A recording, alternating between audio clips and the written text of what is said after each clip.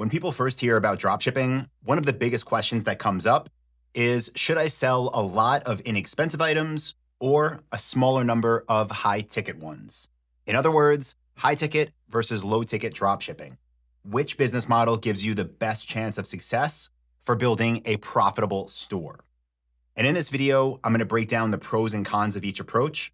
I'm going to share real world examples, and I'm going to explain why, in my opinion, high-ticket dropshipping is definitely the smarter play. The definition of high-ticket dropshipping is selling products for over $200. And there's really not a price ceiling because we've sold products for well over $5,000. But in general, I'm looking for an average order value of around 1,000 US dollars. That means with low-ticket dropshipping, you're selling products at retail price to your customers for anything less than $200. So why should you choose high-ticket items to dropship? I think the best way that I can share this with you is with a real-world example. And let's just say I was going to gift you an actual retail store, a retail storefront somewhere in your city. And let's say I gave you two options to choose between. I said, you can have a Dollar Tree, which if you don't know, is a store that sells everything for around $1, or you can have a Design Within Reach store, which is a high-end modern furniture store.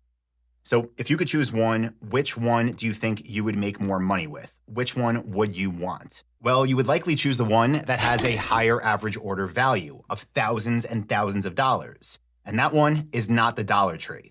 Now, why is that? It's because it makes more money with less effort. It's because when people make a purchase, you get paid. It is much more profitable of a business than having a bunch of people come through your door every single day, buy 20 items from you, hand you a $20 bill, and the next day do the same thing over and over again. Now, I'm not saying that the Dollar Tree doesn't have a proven business model, because they do.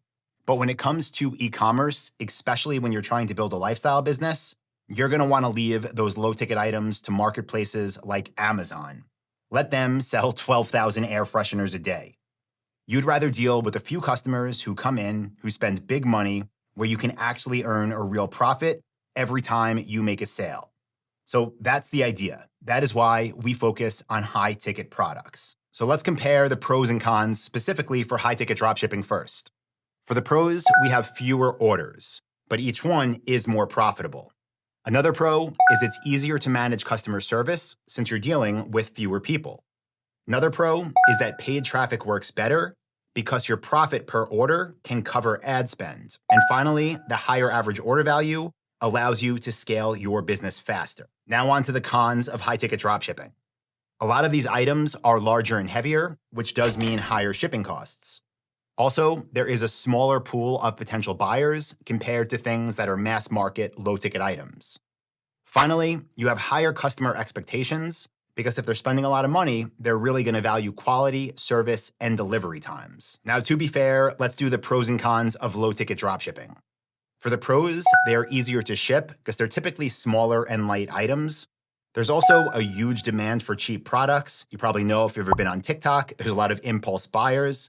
And you get a lot of those impulse purchases without customers needing to think things over. Now, for low-ticket dropshipping cons, you have razor-thin margins, often making $2 to $5 profit per sale.